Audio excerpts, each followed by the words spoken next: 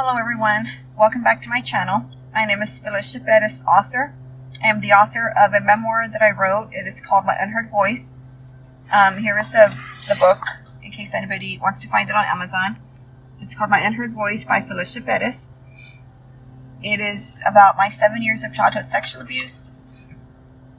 And I go into detail about the abuse and everything that happened after the abuse. And of course my mindset and, the control about all of that.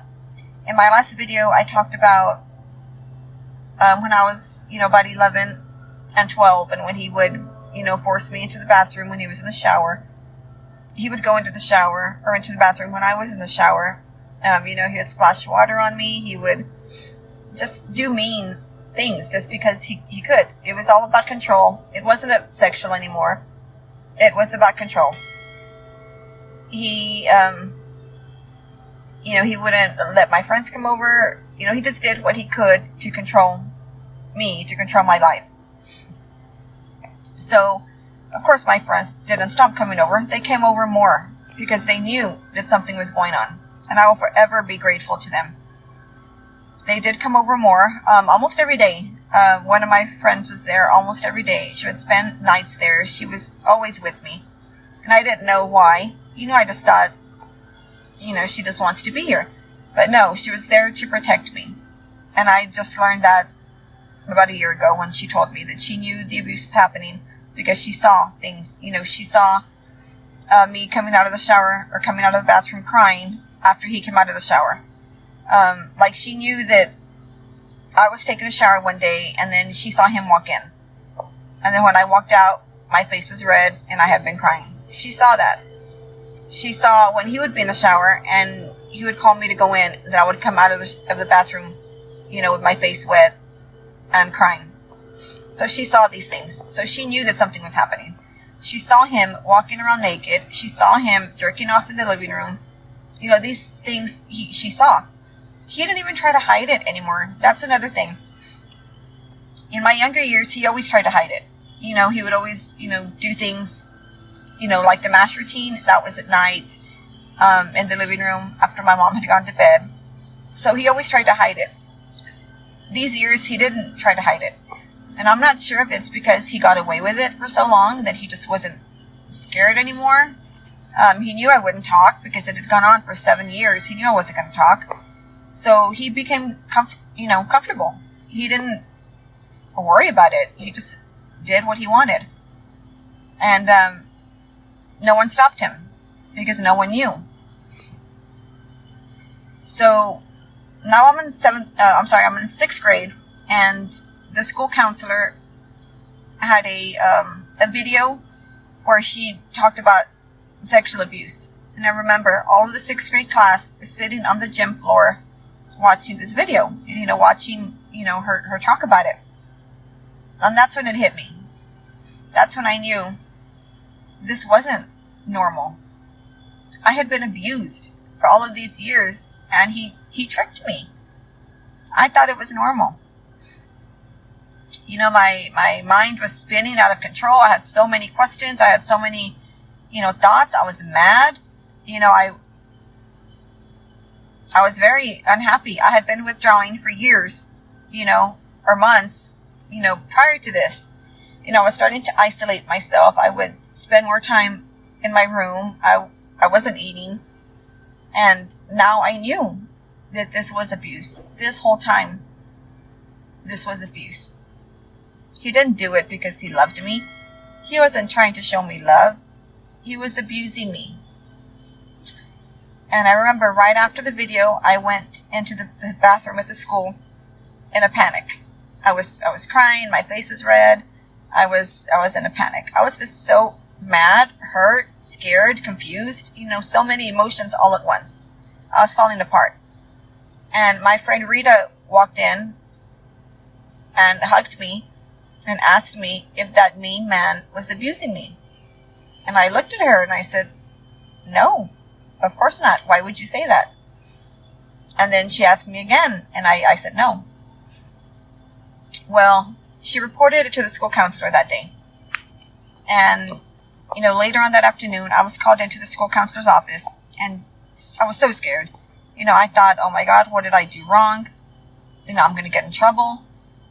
You know, what's going to happen? And when I walked in, I sat in the chair and she asked if I was being abused. I remember I had my head down and I just nodded. No. She asked me again if I was being abused. She said that my friend Rita, or my friend, she didn't say Rita, she just said my friend, had told her that I was being abused and she wanted to know for sure. That's when I continued looking down and I said yes. I was so scared because now I said yes. 7 years I lied. 7 years I hid it. I tried so hard to hide it. And I did. I became an expert at hiding it. I became an expert at lying and at hiding something so horrible, so horrific. And now, in this moment, I wasn't hiding anymore. And I said yes. And I was so scared because I didn't know what was going to happen now. You know, am I going to have to go back and live with my dad? Is my mom going to be mad at me? Is she going to say I can't live with her anymore? What's going to happen? What is my dad going to say? Oh my God, my dad. What is my grandfather going to say? What is my grandmother going to say? My sister, my brother? What are they going to say? What are they going to think? I always thought they were going to think I was bad. I was bad for doing these things. How could I do these things? How could I? How could I be so stupid to allow this to happen? I didn't know any better. And I wish I had. If we had had that video when I was in first grade, second grade, third grade, I would have known it was abuse years before I knew. I was in sixth grade and 12 years old when I finally knew that it was wrong.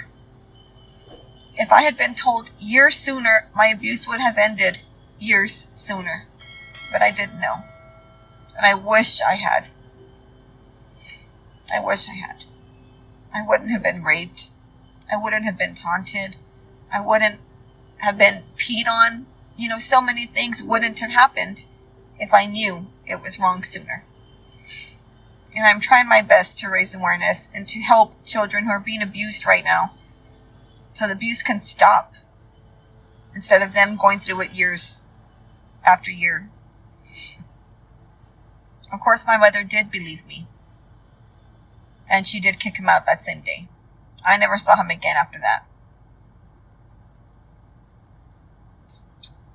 Of course, it was just a matter of time until he remarried a woman with girls, of course.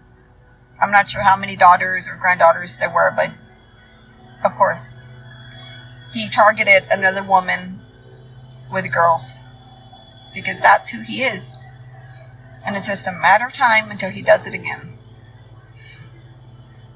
And I'm trying my best not to let that happen. If you can please share my videos, please help me raise awareness, and please help me try to stop this. I thank you so very much for watching my videos. Please share them. Please share them with everybody you know because I want people to know.